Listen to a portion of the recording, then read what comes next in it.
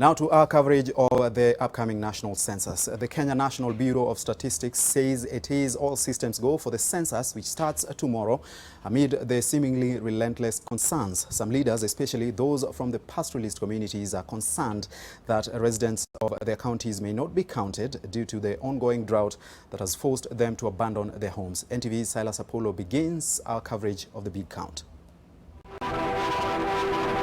The countdown to the big count has been on, and the Kenya National Bureau of Statistics, alongside other government agencies, has been sustaining the drive to ensure the process is above board. We are collecting this data within the framework of the UN fundamental principles of official statistics that guarantees the confidentiality of the data that is collected.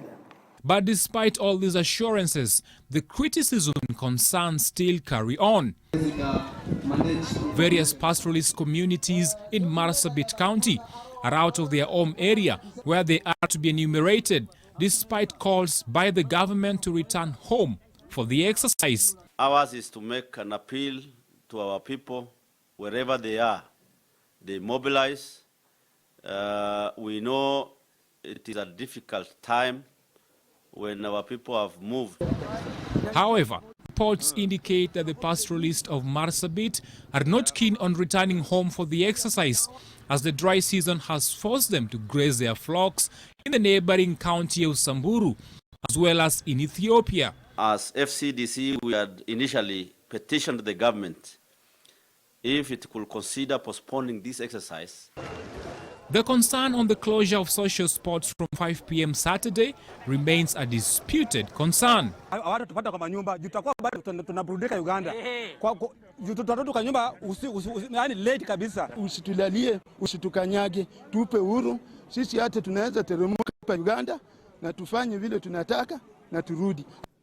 Even as complaints pour out, there are those who have expressed their support for the process in light of the gains it presents. This very counting will help us to be properly represented. For example, in counties, now we don't have one level of government as we knew it.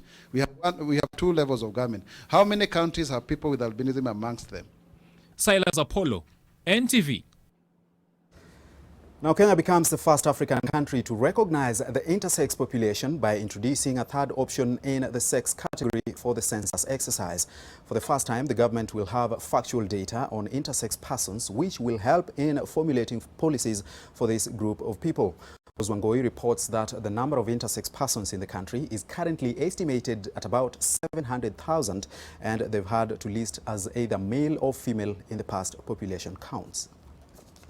Born Ruth Wangoi, Ryan Mwirori has had a tough upbringing as an intersex. The 28-year-old has had to overcome stigma and humiliation, at one point even feeling suicidal in the search for identity. Personally, have been living as an immigrant. I'm being forced to immigrate from here to there because of stigma and fear. I've faced so many fights, being beaten by some are even police, because we only know you need to be male or female. So if you don't fit, we don't know who you are. We meet 27-year-old James Karansha, who was born intersex and grew up as Mary Waithera before changing to his current name. Most of us, we are here because we survived by chances. Just because our parents decided, it doesn't matter what is between their legs, we will raise them as children. An intersex is an individual born with sex characteristics such as genitals or chromosomes that do not fit the typical definitions of male or female. Intersex can be expressed in 40 different conditions. In a first for Africa, the new census marker was introduced by the KNBS in December last year. Kenya will be joining nations that have adopted intersex identity like Germany. We don't even recognize, we don't even respect that intersex people exist. We want to bring this sex marker on the table so then we can start together. During enumeration, families will be asked if they have an intersex family member, and they will be given an eye marker which will eventually be used in public documentation.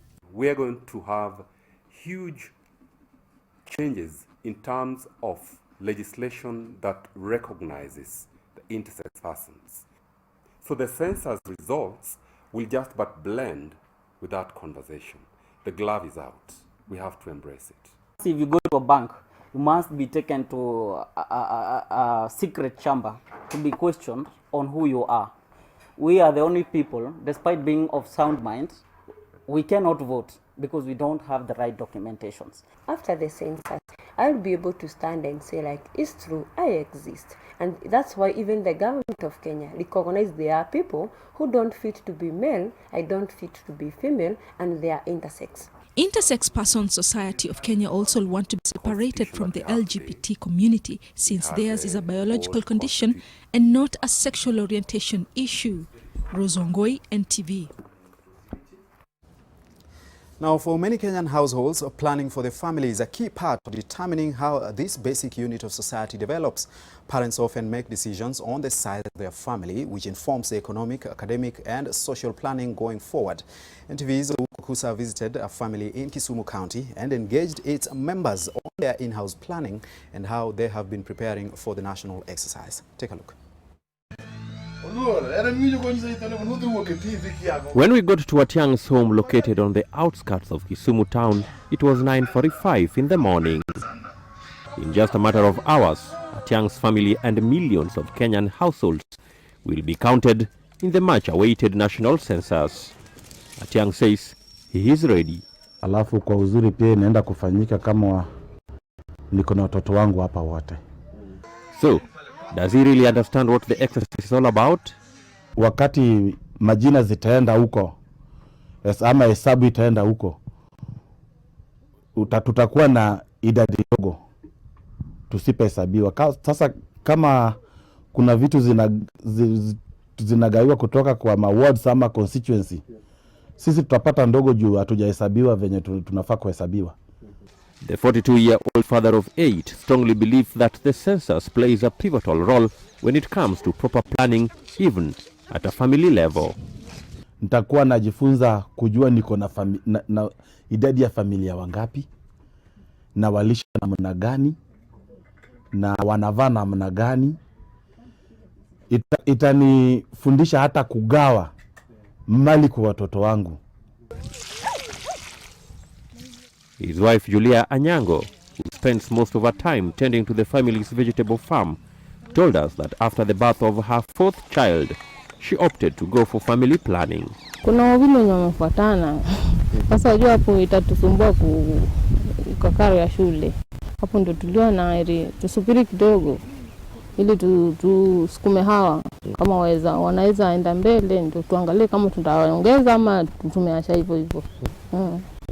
And it is not only the adults in this home who comprehend what the census and the benefits attached to it are all about. Unajua ukikaunt watu, ndio unajua ati unafaa kutoa how much kwa watu wenye umepata. In this community, varied sentiments regarding the Saturday night census have been advanced. Hata leo asubuhi kuna mtu nimepata ananiuliza ati watu wanaenda kuhesabiwa. Nikamwambia ndio watu wanaenda kuhesabiwa. Mimi nimekataa. Nikamuuliza kwa nini? Ati anasema hao watu sijui ni devil worshipper, sijui nini, unaona? For the family of Archbishop Boniface Atiang, Saturday the 24th is a special day. A day that the family are set aside to stand up and be counted. Boniface says that as far as he's concerned, budgeting and census are inseparable. Okukusa NTV, Tiangre in the county of Kisumu. A beautiful story explaining census at a family level. And this kind of national exercise never comes and goes without a bit of drama. Now, police in Nyamira County have arrested a census official for using, listen to this, a census tablet and a power bank in exchange for beer.